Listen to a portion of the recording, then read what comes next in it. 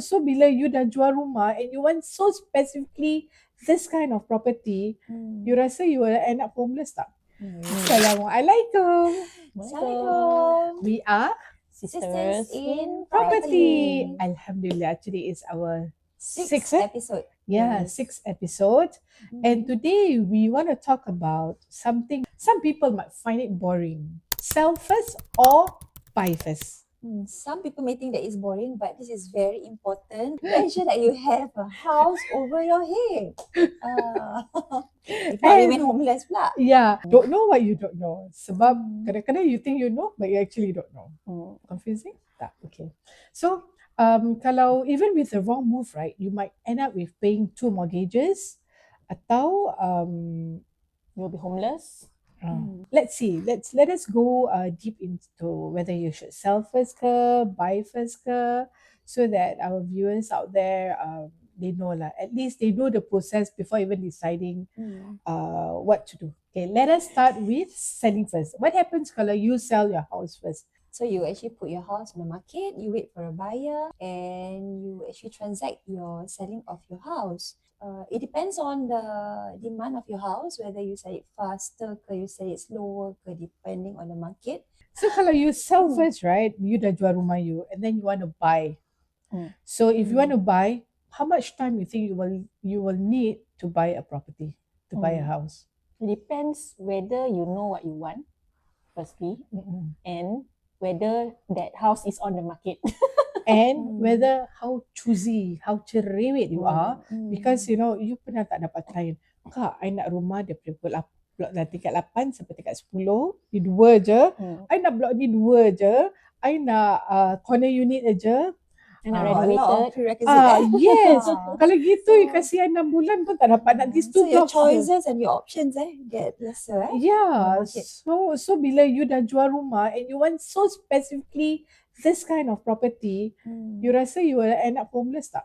It will take a very long Probably time to lah. find the house of your dreams. Yeah, right. So it all depends. So this is what happened bila you sell first. You cannot, of course lah, kalau kita nak cakap, you cannot be choosy and picky. We have no right to say that because you are the one who's paying for the house and You are going to be staying there for the next few years. yeah, correct. And it's not cheap. I have clients saying, I beli rumah bukan murah, you know. I beli rumah, you know, 600,000, 700,000. Of course, with such an amount, they want something which they love, which you would love. So, kalau you sell first, and some clients, right, they will do their checks first, before they even start selling. So at least you know what kind of house you would want. So if you can't find a house that you like in time, you may need to rent short term after you sell your current house.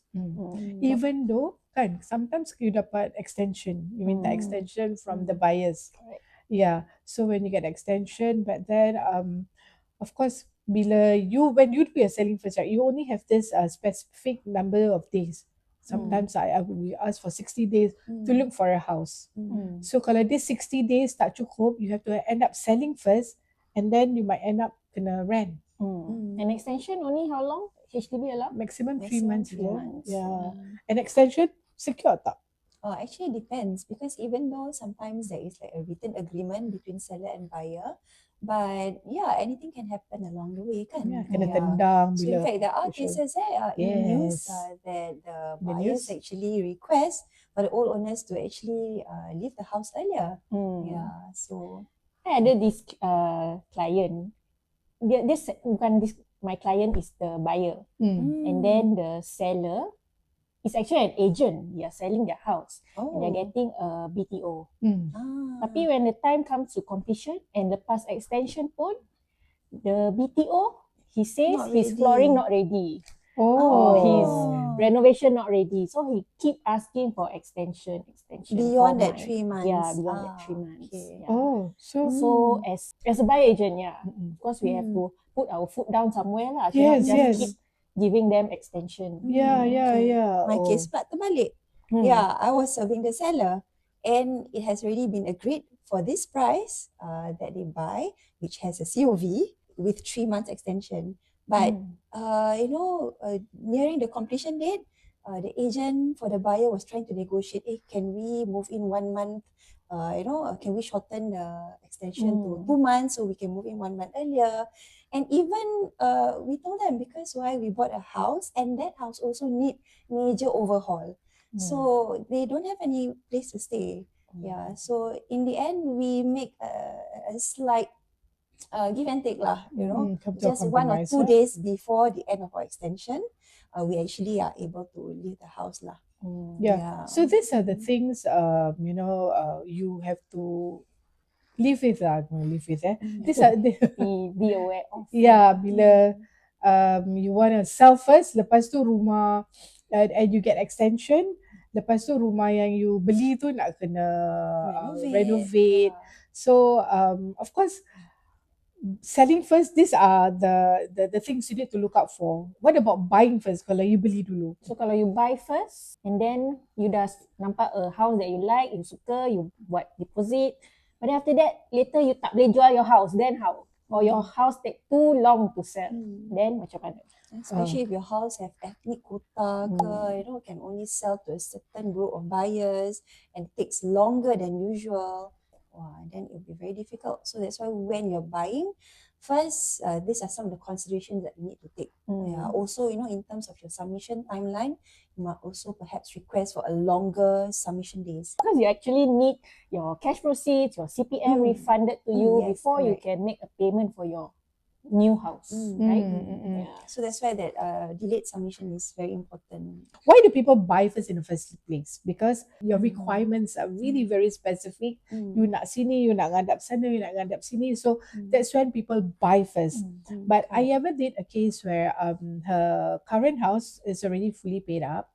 So, and she have ample CPF and loan to purchase first while staying in her current HDB flat. And bila you beli dulu, when you buy first, you will have 6 months to dispose of your current flat. So what she did was she buy first, but she really went hunting for, it was quite some time lah, the hunt, and then lepas tu she found this flat which she likes. This one, you tak payah worry about, the timeline and all, because you just sell first, and then she has the luxury of 6 months to sell off a current flat. That is provided you have strong CPF, your loan is enough to cover it. That means your CPF OA and your loan is enough to cover the purchase of the new flat. But not Then everyone has that.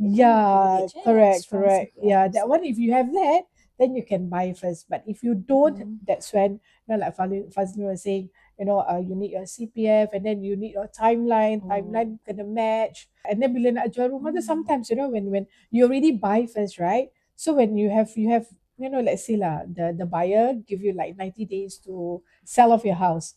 So ni dah maybe 70 days. You still haven't sold. So what you need to do? Houses which are cheap houses will go off fast. So in the end, you have to actually reduce the price of your house. So instead of selling at a certain price, 500K, but you may need to, reduce your price house to 450 to ensure that there are buyers that find it attractive enough to buy your unit. So in summary, let's say kalau you sell first, what happens? So when you sell first, you know exactly how much cash and CPF you're getting back from your current house and how much is your budget for your next purchase. Correct. But then, of course, that's the pro lah. The cons is you have the risk of being homeless temporarily. Sebab you sell first, right? Lepas you cerewet, tak tahu rumah apa yang nak beli, so you're homeless. And then also, you may feel pressured to just simply buy. Sometimes, okay, you pernah bawa buyer yang pergi tengok rumah sampai 20-30 rumah. And then lepas tu stress kan, dah tengok terlalu banyak until they settle for something which because dah penat, so something which is not really to their requirements. So this is what happens when you sell first. So if they actually have alternative accommodation ke in between to move in with their parents ke interim, and then that would be best lah. At least they don't need to rent out lah. Correct. And what about buying first? In the reverse way, if you buy first, you don't need to rush into choosing a house that you like. You know where you're going to move to. You have more peace of mind, I guess. And then, of course, the cons, you will need a bridging loan, like you were saying just now. And then also, if you cannot sell your old house on time, what happens? Cash flow stress, malam cannot sleep, more grey hair. Right. Pening kepala. So, which is better, sell first or buy first? So in our experience as agents, I think Wawa over how many years experience? 15. 15 years. I think we of course prefer to sell first first. lah. Yeah. At least there's a better timeline for our clients. Tak pening-pening kepala nak buat two things at a time. So when you sell first, you can actually know how much your cash proceeds is and your CPF that you're getting back from your current house, and also budget for your next purchase. We prefer to do that also. Bukan sebab it's easier for us. No, nanti klien cakap, oh awak nak kerja senang aja No, it's not that. Bukan nak kerja senang. Because we also, kita nak kurangkan headache for our clients out there. Of course, we will give you options. You nak beli dulu atau jual dulu. But the norm, most agents, most of the cases, even in my 15 years kan, I buat buy first satu kali je. Yeah, because client prefer to have their property sold off first lah. Diorang tak nak stress nak kena jual rumah lepas beli. That's why agents are here to help you manage your timeline. Correct. So let's say you need a longer time to find your house, we will negotiate with the other party to allow you to have a longer time. So you can only buy first bila when can you buy first? When you're first time buyer. Yeah, tak ada rumah nak jual. But that one you have a luxury of time to tengok berapa rumah you nak. Yeah. And then also, if your requirements are so specific, mati-mati nak block ni, you tunggulah. Either kita door knock ke. For example, you want really around this area because you want to be close to your parents, and the price is at a good price, and you do not want to miss it. Then maybe you have to buy first lah. And also you will need to buy first bila you have parents who are really elderly, you tak ada tempat nak tinggal, and your parents are maybe bedridden. You don't want to disrupt their cycle. Sometimes nowadays banyak parents with dementia and all, that one will be a headache for you. You have to juggle between the parents. So that's when it's good for you to buy first if you have the means. So buy first or sell first. Ultimately, inshallah, we will plan the timeline for you. And if you have any queries, do drop us a DM. Comments in our message below. And don't forget to like, subscribe, and follow us on YouTube, Instagram, TikTok, and even Facebook. So we are Sisters in Property. Assalamualaikum. Assalamualaikum.